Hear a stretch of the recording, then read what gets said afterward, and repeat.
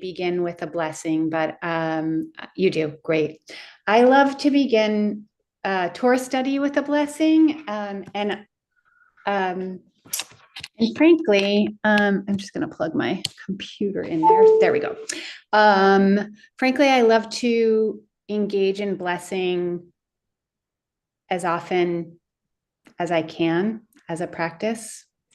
And I have a teaching today that really spoke to me and was a little bit enlightening for me as to why it's so important for me to do that. And hopefully you find value in it as well. But the blessing practice really focuses our intent and gives us a moment to stop what we're doing, think about where we're heading and what we're about to engage in, and then to enter it, not just to jump right in. So let's join together in our blessing. Baruch atah Adonai Eloheinu melech haolam asher kidshanu b'mitzvot v'tzivanu la'asok b'divrei Torah. I love this blessing too, because la'asok b'divrei Torah, it doesn't say to study Torah, right? La'asok means to busy ourselves with the study of Torah. So our minds can get busy and engaged in things that are not necessarily wholesome and productive.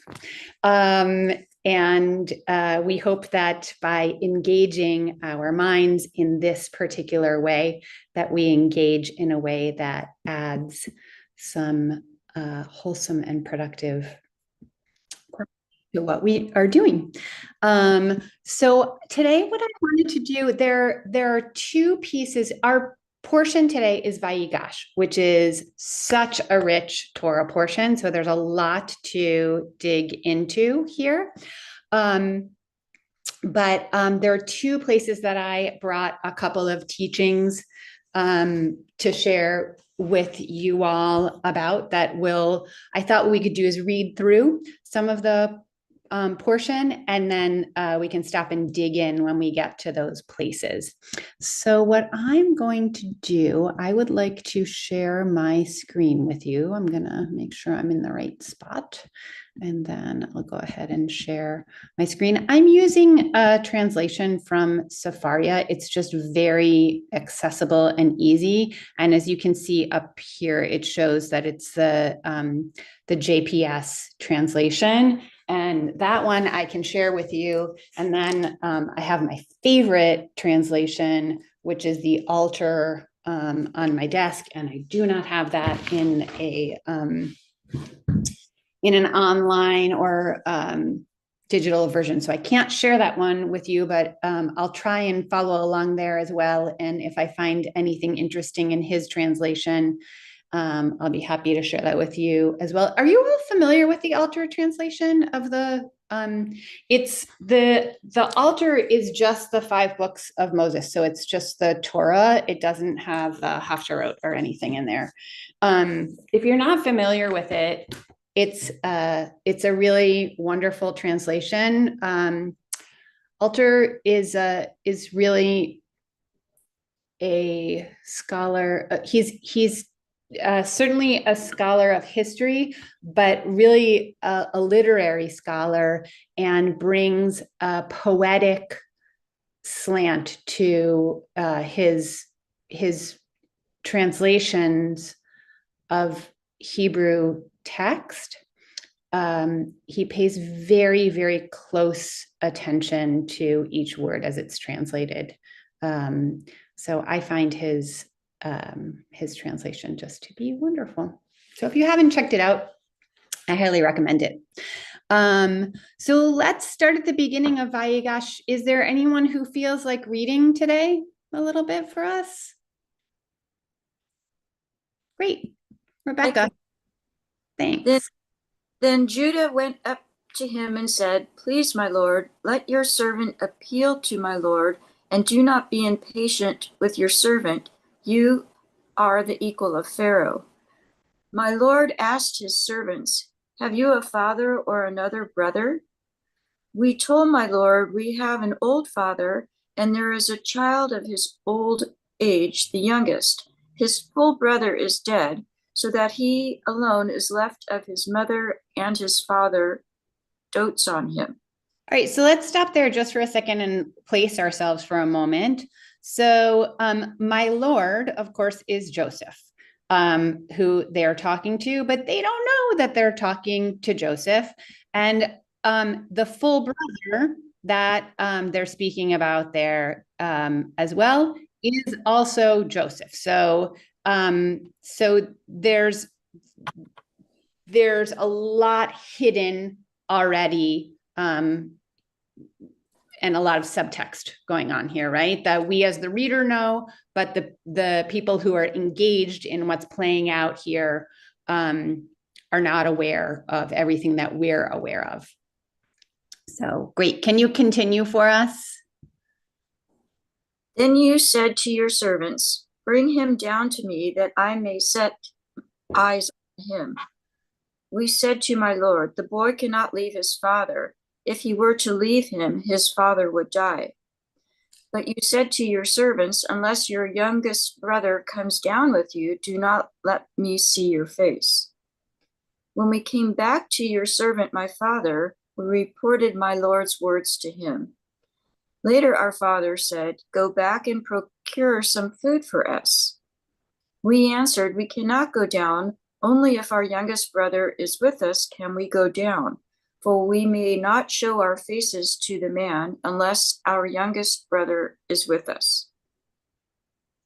Your servant, my father, said to us, as you know, my wife bore me 2 sons, but one is gone from me. And I said, alas, he was torn by a beast, and I have not seen him since.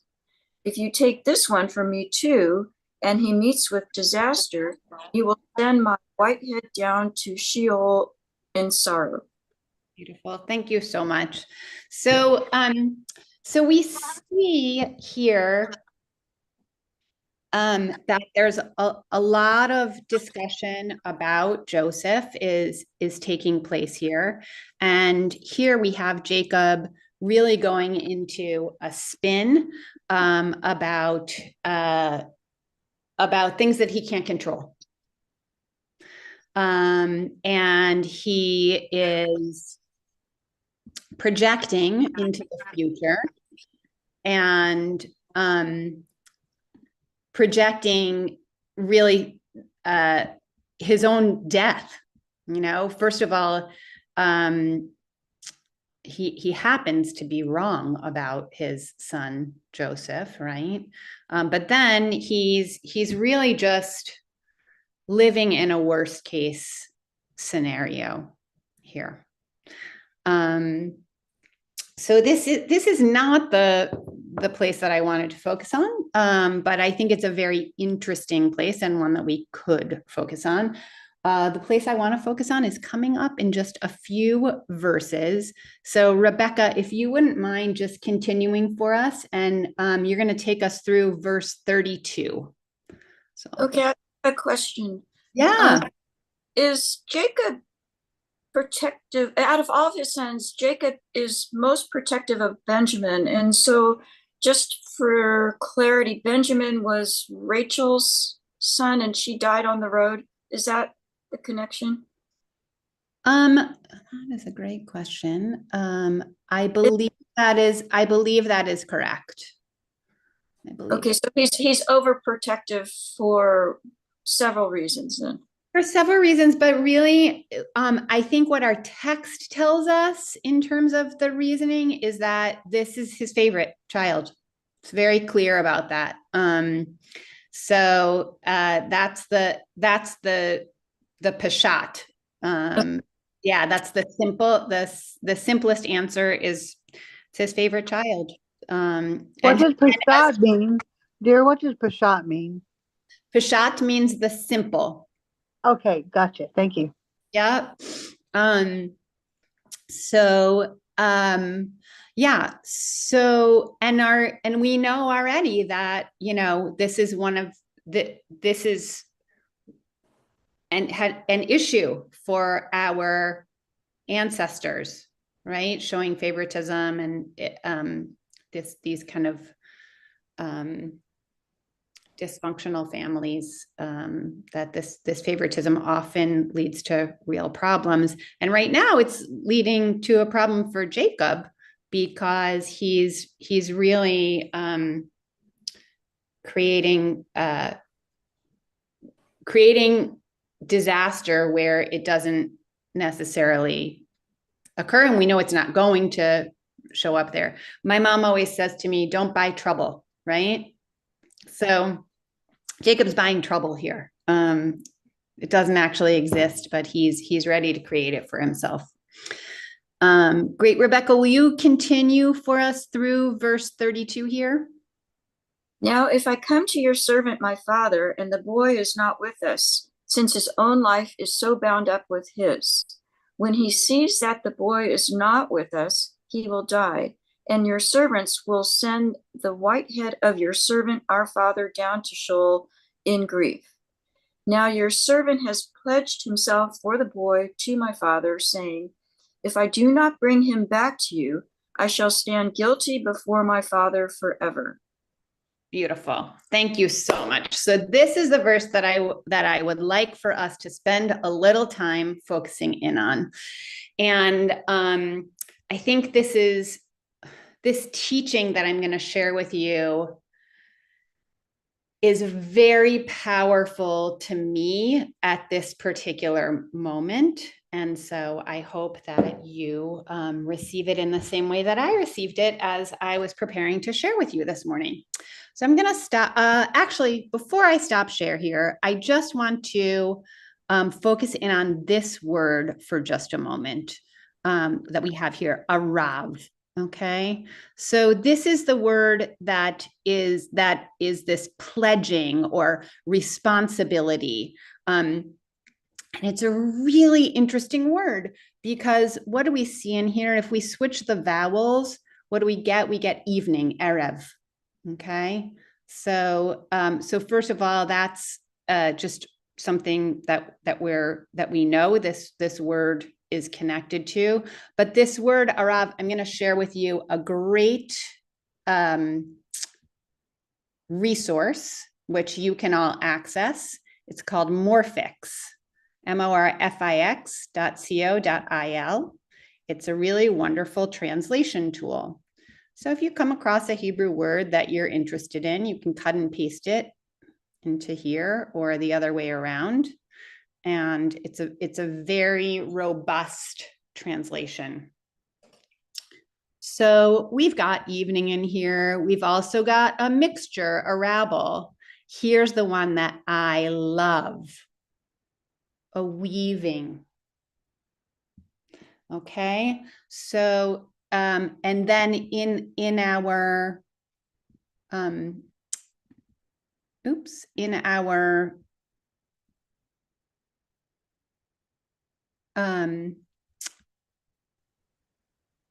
in our translation of the text here, we see that this is the pledging part. So this is, sorry, I'm having, there's some strange noise that's coming through that I'm going to try and mute. Okay. So this idea of being responsible for another person, for something, is connected in Hebrew to this idea of being interwoven with. I think that's really important as we look at this teaching that I want to share with you. So this particular teaching, there are a few Rebbes that this teaching comes from, and the first one is from Rebbe Avraham of, and I'm not sure if I can say this properly, but I think it's Sokachev. Sochazzew.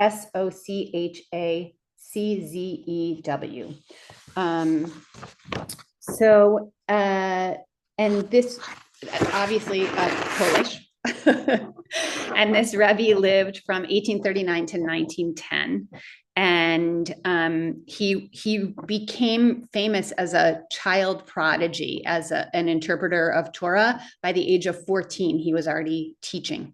And he married into the family of a very, very well-known famous Rebbe, Menachem Mendel of Kotsk. So that's who this first teaching is from.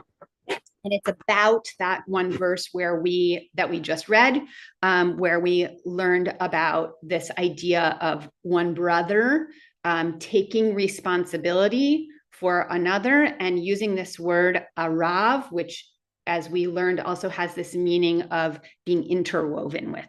So this comes from the Rebbe. Judah took responsibility for Benjamin, even in the instance of duress. What good did it do Jacob that Judah accepted this degree of obligation? If Judah is actually powerless to save his brother, what good would come of this vow, which would deny him benefits of both this world and the next? The answer is that we are endowed with hidden power, of which even we ourselves are ignorant.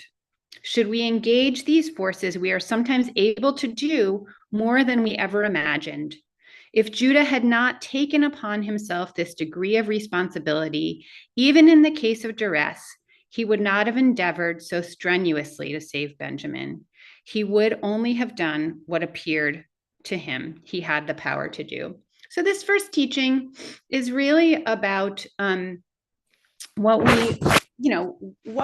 we can do when we draw on those inner resources, when we find ourselves in a situation where we need to really step it up. So that's a lovely teaching, but it's not the crux of what I want to you. Cantor, may I say something, please? I agree with you about what you're saying. I have a friend named Lord Jacob, and all I'm going to say is he's taking responsibility for me to help me as a kinsman, and I'm just so grateful because exactly what is going on in my life this week is what you're talking about. Thank you so much. I'm glad it's speaking to you. Good to see you. It's good to see you too. So the second teaching that I want to share with you comes from the Rebbe Menachem Mendel Schneerson. That is a name that might be familiar to you. He was the Lubavitcher Rebbe, so a more contemporary source. And this is the teaching that I thought was extraordinary for the time that we are living through right now. So Rebbe Schneerson says, this is the first appearance of a kind of connection and responsibility of a broader sort. And so he's saying this is the first appearance in the Torah where we see somebody taking this broad responsibility for another of a broader sort. And he says, that's the responsibility of all Jews are responsible for each other. The mitzvah of reproof, hokeach tochiach. Now he's citing another piece of Torah. He's citing Leviticus. And this is a principle of that when you see a fellow Jewish person doing wrong, that you should reprove that person. Okay, so if I see a friend who I see as making doing something that is not right, if I really love them, this is a teaching from the Torah, as hard as it is to have that conversation. So he says that this mitzvah of reproof, that we're called to enter into what might be felt as a conflict with someone who is doing something that we know is wrong. that it's our job to actually say that, is based on this principle of interdependence. Okay, and that's why I wanted to share the root of that word, arav, with you. So this is based on interdependence, and that's what he is picking up on here, that when we're responsible for one another, it's as if we're woven together. We're interdependent in that way. The way that with the, and I wish I were a weaver. My mother-in-law is a weaver, and I don't remember the exact terms, but the wave and the woof, I think it's called, that they're just strings until they're interwoven with one another. But when they become interwoven, that's how fabric is created. So the Rebbe continues. The sages taught, surely rebuke him, even 100 times, with fire and determination, without end or limit. By what right, says the Rebbe? Yet the sages also said, why have you set about conquering his fortress? Have you conquered your own? So when we reprove someone, when we enter into rebuking someone, if we feel that someone has done wrong, it shouldn't be done with this sense of judgment and this sense of I'm better than, but also really, not to go there without doing some serious introspection as well. So, okay. He continues, the justification for and the obligation to reprove others rest in mutual interdependence. All Jews are responsible for one another. One meaning of this root, of this word that I showed you, which is the ayin, resh, and vet, is sweet. That's another one that we would have found if I continued looking down on that morphic. So this is a really rich root with a lot of very different meanings. And so what the rabbis love to do is use puns here, and he is about to do that. Sorry for interrupting. Forgive me. Could you give me the name of the what we were saying so I could tell Lord Jacob about it? The name of the rabbi? The name of the Hebrew word for taking on responsibility. So the Hebrew word has the root of a 3-letter root, like most Hebrew words, of ayin, resh, vet. Okay, thank you. Mm-hmm. So one meaning of this root is sweet. The Rebbe continues, Jews are sweet, pleasant to one another, imbued with love and fellowship, one for the other. May it be so. That's me. I love it. When one reproves another, it is because they are concerned one for another out of a sense of love. And that's the way we're supposed to rebuke one another. So he continues, ayin resh vav, ayin resh vet also has the sense of mixture, being mixed together, one with the other in the sense of partnership. Each Jew holds some piece that belongs to another. This is certainly true in the spiritual sense of the whole of the people of Israel, that each person holds some part that belongs to the other.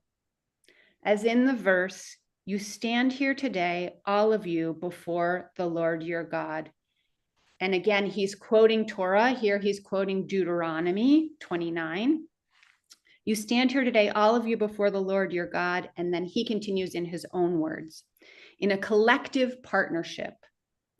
In each Jew, there exists some aspects of your leaders, your elders, your hewers of wood, and your drawers of water. So he's turning back to the text and taking out pieces of it and quoting it, because what he's talking about, nitzavim, first it says, all of you stand here, and then it says this kind of person, that kind of person, the other kind of person. But Rabbi Schneerson's saying, it's not even just this kind of person, that kind of person.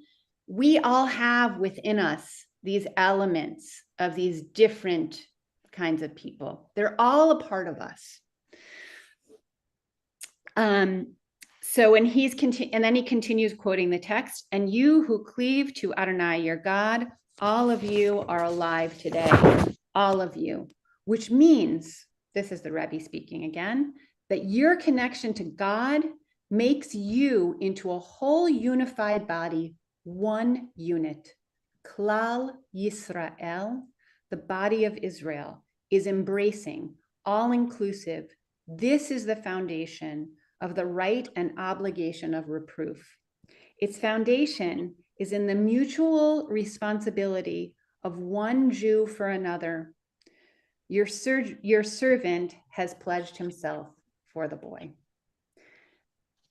I have to say, in the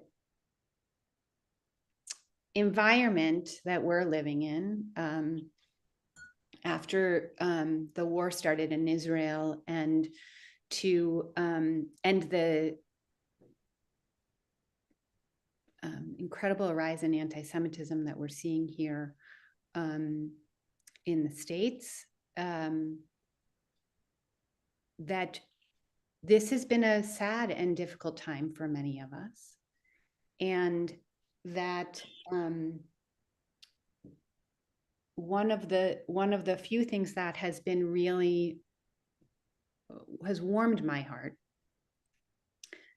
has been to see the way that the Jewish community has coalesced, and that people who even may have felt distanced from their own Jewish communities, from their own Judaism,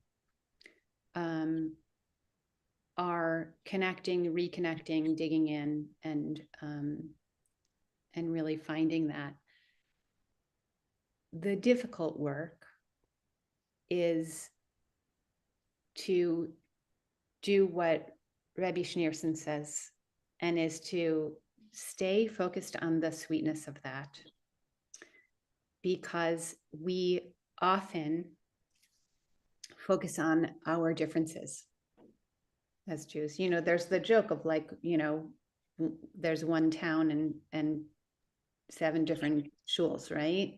And we like to say ours is better, and pit ourselves against one another, and that's what we're told. Like, that was the complete downfall of the temple, was based on this type of behavior that we have.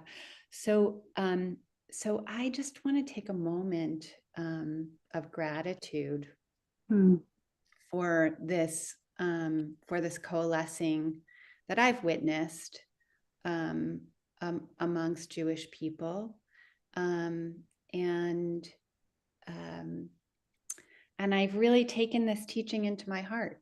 Merle, did you have something you wanted to share? Yeah, I think what you're saying, I think, is important for all of us, but also we have a lot of non-Jewish friends that through my husband's business and through friends that I do stuff with here in Phoenix. And after this all started, to receive emails from them saying that they stand with us, with not just with Israel, but with us as a Jewish community, and knowing our involvement and what we go through to practice our religion has been an incredibly resourceful to know that we're not in this alone. Yeah. It doesn't make it any easier, Right. but at least we know where our support is. Yeah. Yeah. Cantor, can I just say, I'm a really poor, like, Princess and Pauper's Clothing. And for this person that is one of the most big benefactors of Israel to reach out to me is such a blessing. I mean, it's like things are going to be happening for me that I could never imagine being able to happen, to give back, though. But it's not for myself. It's to give to the temple, to give to others. And I know what it's like to go without. And I just thank you from Worship of our temple, because you have loved me through everything. And I owe you. I won't forget. Thank you. Thank you. Thank you. Brad, and then Rebecca. Yeah, I want to come back to your comments about rebuke, because I find that somewhat troubling.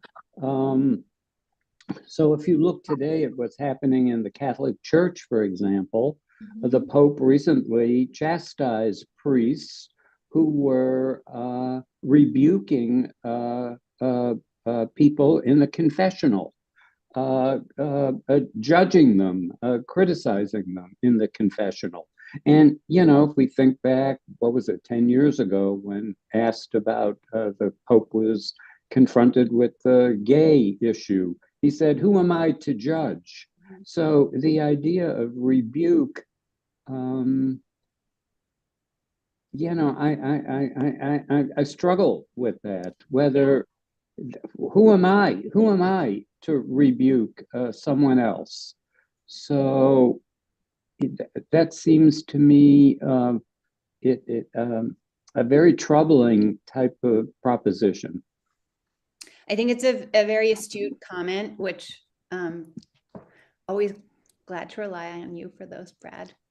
And I think that Schneerson sees that as well.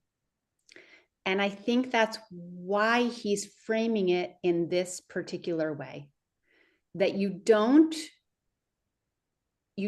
do that without love. And that you better take care of your own house first. And if your own house isn't taken care of, then don't even think about it. And if you can't step into that place without bringing true love into that moment, then you shouldn't enter into rebuke. I think he's saying that there are times when, and the other thing that is assumed here that I think is really important and is germane to what you shared, Brad, is that there's an assumption that the two parties, the one rebuking and the one receiving the rebuke, and this is based on the place in the text that this comes from. So any of the learned people who would be hearing this teaching would understand this. The two parties giving and receiving the rebuke are on absolute equal footing. Okay, so that means, and it's so funny. I'll give you an example. I have my best friend is a person who I can hear anything from. And it's one of the reasons she's my best friend, is because I know she'll tell me when I'm not being the best Kerith I can be. Okay.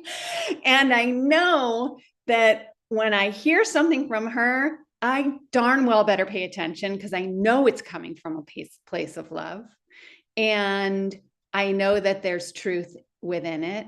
And I know that she's telling me because she cares about me. I think it's unusual for us to have a relationship with somebody like that. But when we do, it's important for it to be the best relationship that it can be, that when we see someone who we love doing something that troubles us or exhibiting behaviors that trouble us, it's important to share that in a loving way. And I think that's the kind of rebuke that Schneerson is talking about. It's not necessarily what's in the text that he's talking about. So he's framing it for us and saying, actually, it's really important that you know that it doesn't mean going around and rebuking, being like an Elijah, right? Because he was going around and rebuking everybody, and that fiery kind of rebuke, I think, is what you're talking about. But there's a different kind. There's a loving way to do this. And it only is possible, I think, in very particular relationships. And, I'm lucky enough to have that kind of relationship with my spouse as well, where we can offer those kinds of words to one another. Just close the door, it's noisy. Where we where we can really hear each other. So I think that's what he's talking about. Does that make sense to you? Yes, it does. May I say Shabbat Shalom? I have to go, and I love everybody. I want to be coming to the temple if it's raining, but I love you. Bye, I gotta go. Bye-bye. Shabbat Shalom. Shabbat Shalom. Okay. Rebecca, did you have your hand raised? Yeah. So my comment is on the interweaving and the interconnectedness of us. And when October 7th happened, I had such a strong reaction, as most of us did, but I couldn't figure out why. I've never been particularly religious. When I was 15 and a half, I went to Israel, and I didn't feel particularly more Jewish for having gone to Israel. And so that word interconnectedness resonates with me, because I think that's why I had that strong reaction, which I couldn't figure out why I had that feeling. So thank you. Yeah, it's very powerful. And I think different things spark that for different people, and that this has been a real spark for very, very many people. And it's unfortunate that, you know, that's what caused that feeling, but I think that feeling can be very healthy. Can be, right? We have to, as long as we bring that sweetness into it, and the love. So, wait, we've spent quite a bit of time. So what I'm going to do, I'm going to move us forward a bit, because I have another teaching that I am hoping to get to. So let's just jump there. Is that okay with everybody? If we move forward a bit? Okay. So this is also, of course, still from Vayigash, but we're going to jump all the way forward to Genesis 45, verse 5. And the verse is, "Now don't be distressed or reproach yourselves because you sold me hither." Of course, this is Joseph speaking. "It was to save a life that God sent me ahead of you." This is a very famous line. He's taking away, he's removing shame from his brothers in a very magnanimous fashion. So I'll jump right into the teachings from, we've got a couple of Rebbes here. Actually, I'm going to jump to the second one, because this is the one that I want to focus on. This is a teaching that's attributed to Rebbe Hanoch of Alexander. And let me tell you about Cantor, could you repeat that line from the text again, that because we can't see it? Yeah. So it's Genesis 45, verse 5. And it says, "Now don't be distressed or reproach yourselves because you sold me hither. It was to save life that God sent me ahead of you." So this is Joseph speaking to his brothers and saying, I forgive you. And not only I forgive you, there's a reason why this happened. Yeah. So this is a teaching from a rabbi who lived in the very late, who was born in the late 1700s and lived until 1870. And he was another disciple of Menachem Mendel of Kotsk, who was the Rebbe that we learned from earlier, was also his disciple. And he served as a rabbi near Lodz. And he was a leader of the Gur sect of Hasidim. So this is his teaching about this. The framing for this is that he sees Joseph's words to his brothers as a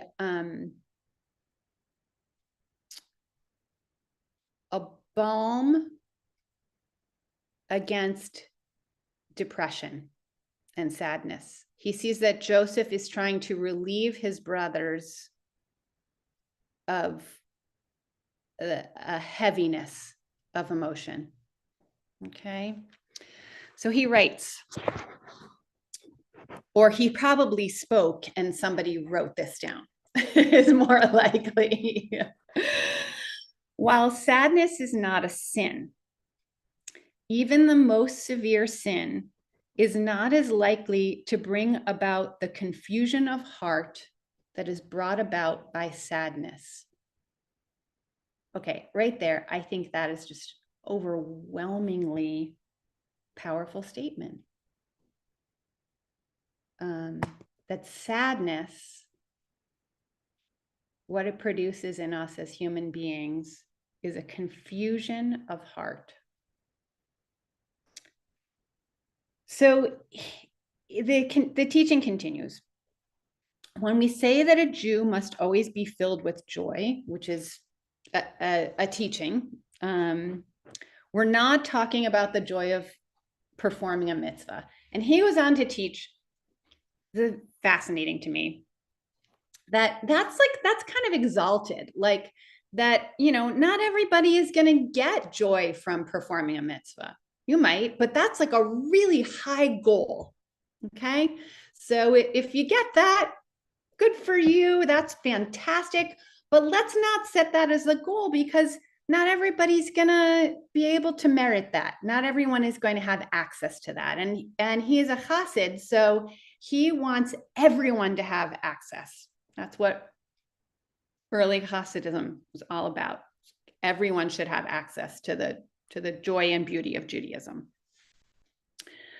So he says, let's not set the bar that high, but rather just the intention is to try not to be sad. Simply put, any Jew who does not go around rejoicing in that they were born a Jew, and these are the Rebbe's words, so please don't hold them against me. He says that person is an ingrate toward heaven. It's a clear sign that they've never heard the blessing, praised are you who has made me a Jew, which is a part of our morning blessings, right? So he's being overboard in the way that he's putting this out there, really trying to get people's attention. People go to all sorts of length to try and be pious, and that's haughty. It's just enough. It's just enough just to be a Jew. That's enough. Here's where I think the teaching carries its most weight. Sadness is a bottomless abyss. What is the source of sadness? Its innermost quality.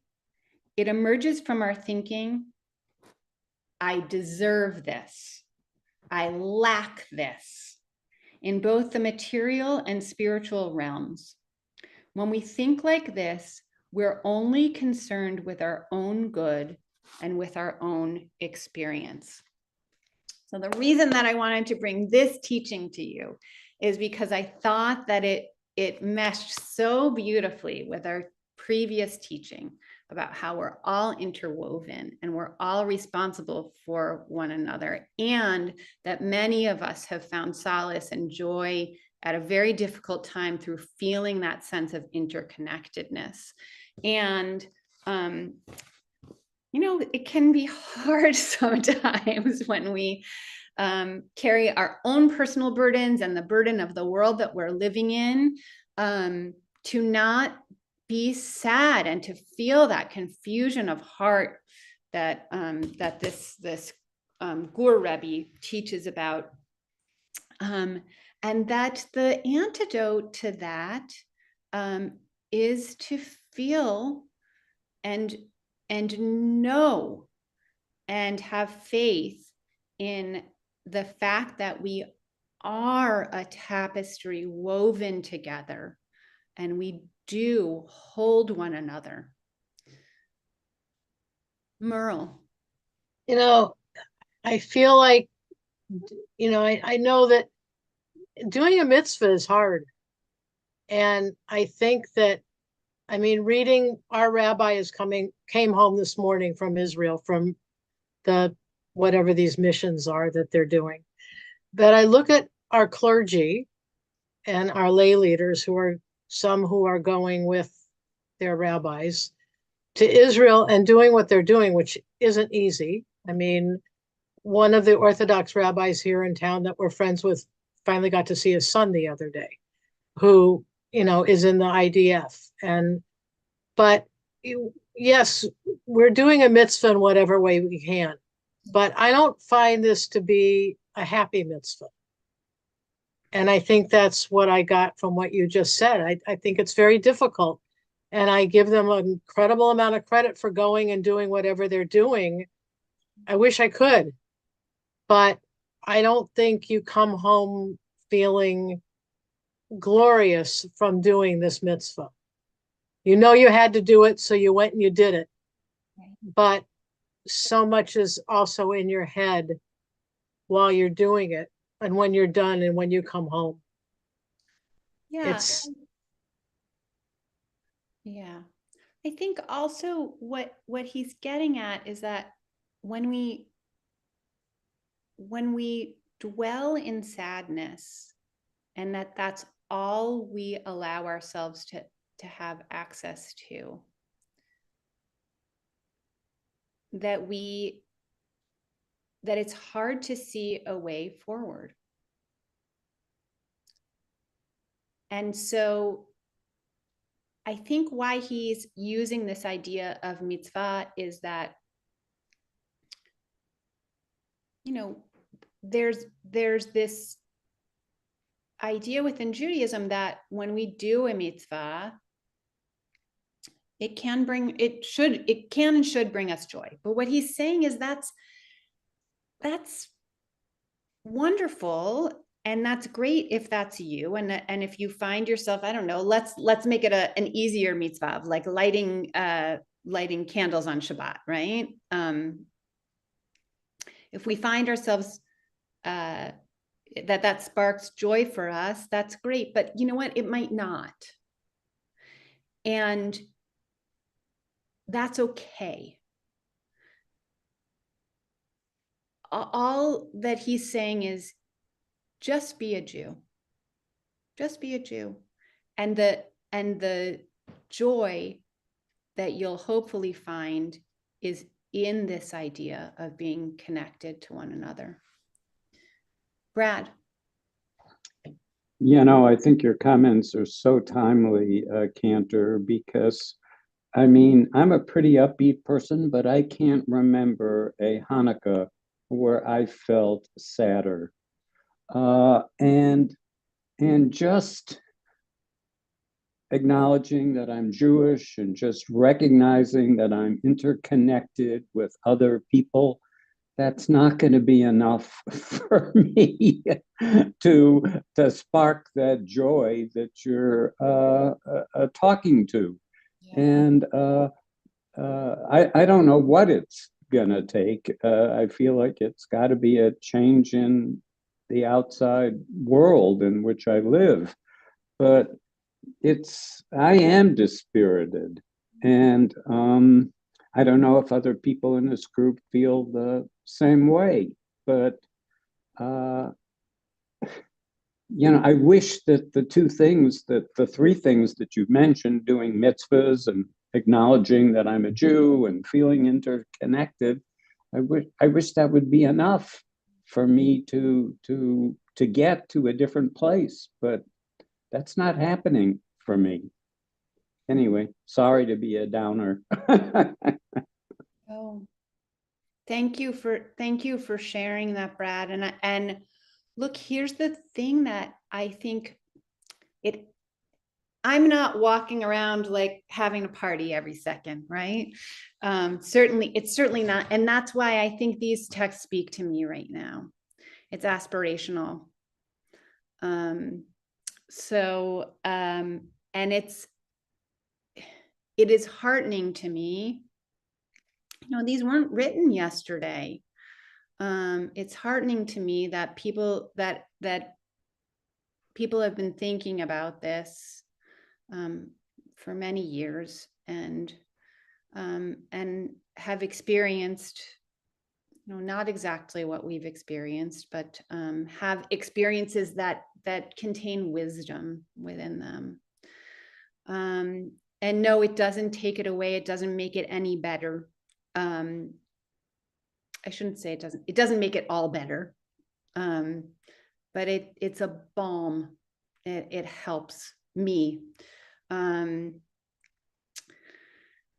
So, and I don't know what it's going to take, but I do know it won't happen without us seeing one another, being there for one another, and recognizing our interwoven existence with each other. So with that, I want to say that I feel very interwoven and connected to each one of you. Grateful for that, and grateful for being able to busy myself with all of you in the words of Torah. And thank you so much for your presence and your participation today, each and every one of you. Shabbat shalom. Thank you. Shabbat shalom. Shabbat I shalom. just want to say that between my two congregations, one where I grew up and I'm still with you, and our congregation here, I feel very interconnected because we're all in this together. And we're all doing whatever we as individuals and as a community can do in whatever way we can. And we have to be supportive, and that's what this is all about. Thank you. Thanks, Merle. Thanks, everybody. See you tonight. Shabbat shalom. Shabbat shalom.